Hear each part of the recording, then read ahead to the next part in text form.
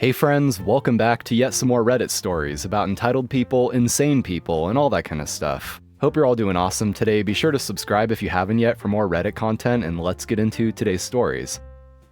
A guy mansplaining my own research to me didn't realize it was mine.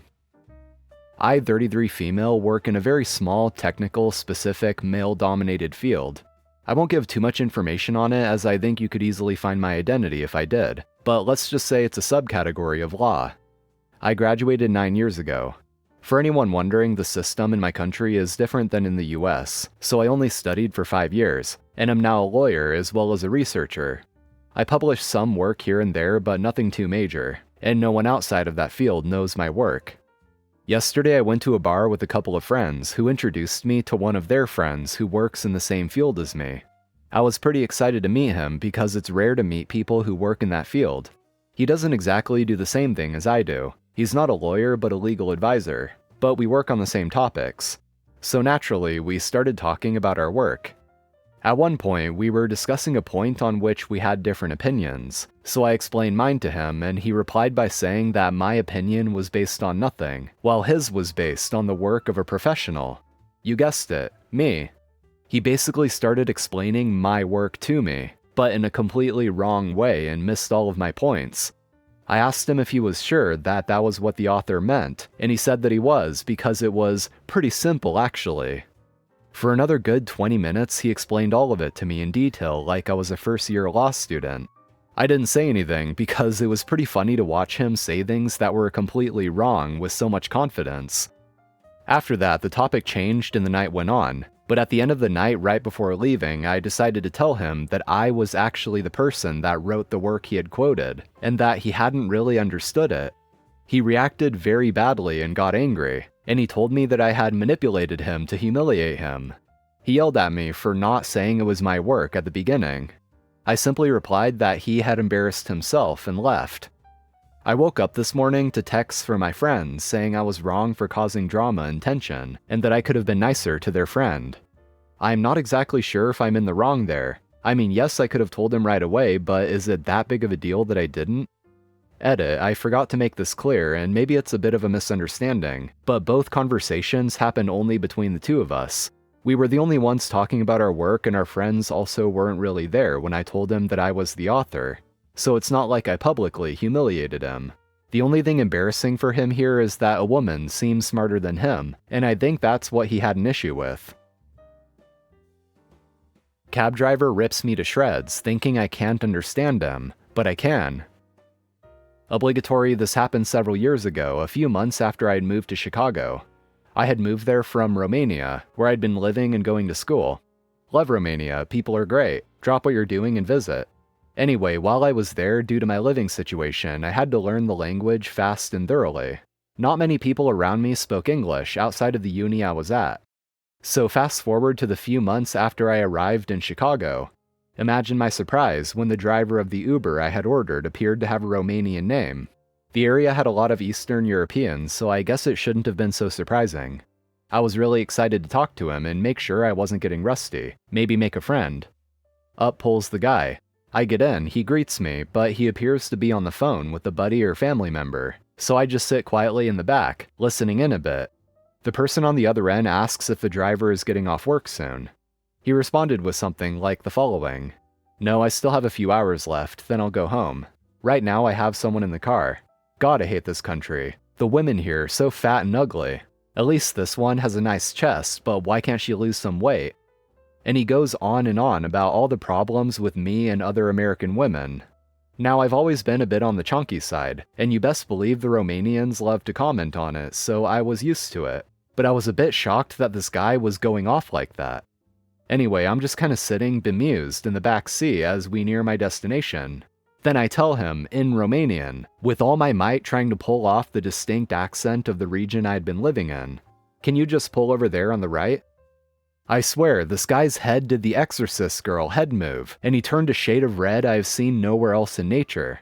He didn't say anything, just pulled over. When I got out, I said thanks and added, "You're not attractive, and you're also fat, so maybe you shouldn't make comments like that." I have never again reached such levels of self-pride. My neighbor kept parking in my driveway, so I had her car towed. So I, 30 female, live in a suburban neighborhood with my husband, 32. We have a double driveway that fits both of our cars comfortably, and we've lived here for about 5 years. Our next door neighbor, let's call her Linda, moved in a year ago. She's an older woman in her late 50s, who seems friendly on the surface but has started to cause some issues. It started a few months ago when I came home and found her car parked in my driveway. At first, I thought it was a mistake, so I knocked on her door and asked her to move it. She apologized, saying she had a guest over and her driveway was full. I let it slide that time. But then it kept happening. I'd come home to find her car, or sometimes her guests' cars, in my driveway. I told her multiple times that it wasn't okay, but she'd just shrug it off and move the car when I asked, often saying things like, "It's not like you were using it right then." The final straw happened last week. My mother-in-law, the one who isn't exactly my biggest fan, was visiting, and I specifically asked her to park in the driveway so she wouldn't block the street. When we came home from running errands, Linda's car was there again. Mother-in-law was already in a bad mood, and she snidely remarked, "Wow, even your neighbors walk all over you. I wonder why." I was furious. I knocked on Linda's door and told her that this was the last time she was parking in my driveway, period. She got defensive, saying I was being unreasonable since she only does it occasionally, and that it's just a driveway, not a sacred space. Since then, she started giving me the cold shoulder, and I've noticed her glaring at me whenever I'm outside. My husband says I might have gone too far and should have just let it slide, especially since she's older and it's not worth the drama. Even my mother-in-law shockingly agreed, saying that I should pick my battles. But I feel like it's my property, and I shouldn't have to keep asking someone not to use it without permission. At the same time, maybe I overreacted by confronting her so harshly. Well, today, things finally came to a head. I woke up early for an appointment only to find Linda's car parked in my driveway again, blocking me in. My husband had already left for work, so I knocked on her door and waited for about 15 minutes, but there was no answer. I even tried calling her, but her phone went straight to voicemail. I was running late and completely fed up, so I called a towing company. They arrived quickly, and as they were hooking up her car, Linda stormed out of her house, furious. She yelled at me and the tow truck driver, calling me petty, and claiming I could have just waited a bit longer or left a note. I calmly reminded her that I'd asked her multiple times to stop parking in my driveway, but she wasn't having it. She ended up paying the towing fee, and now she's absolutely livid. She's been telling other neighbors that I'm a vindictive control freak, and a couple of them have hinted that I might have gone too far. Even my husband thinks I could have handled it differently and avoided escalating things. And of course, my mother-in-law, who was visiting today, had to chime in with one of her usual subtle digs. As we were sitting down for lunch, she casually remarked, "Some people just can't manage conflict like adults." I'm pretty sure she wasn't talking about Linda. So now Linda glares at me every time she sees me. My husband is annoyed about the neighborhood drama, and my mother-in-law is treating this like it's my personal failure. I still think it was justified, but I'll admit the fallout is a lot to deal with. Don't pull your weight, you'll get cut out of the credits. This happened back in university. One of my classes had a quarter-long group project that made up most of our final grade.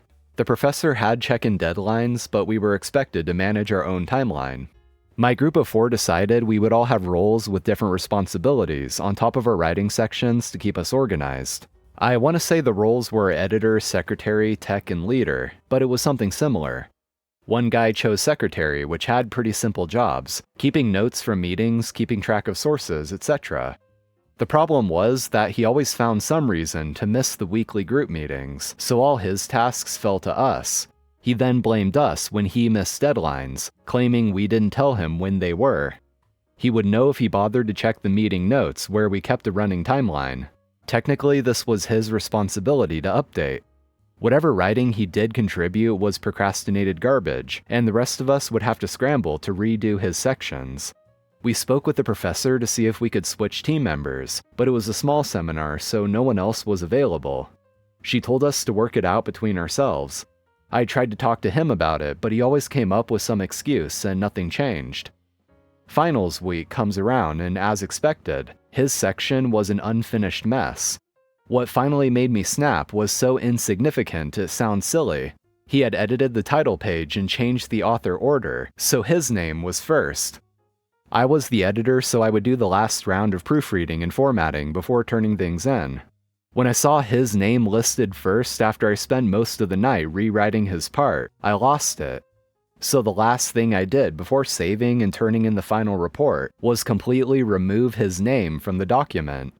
I later realized I should have asked the other 2 group members before doing it, but who hasn't given in to a toxic impulse close to midnight? My professor eventually contacted me to ask what happened, and I just explained that he didn't contribute, so including his name would be academic dishonesty. My university was very strict about any kind of cheating or plagiarism, so I knew those were the magic words. I didn't get a reply from her, but I know he got a bad grade, because he was blowing up our group chat blaming us all.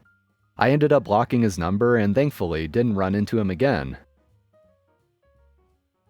Fiancé refuses to sit in the front seat of my car because my ex sat there.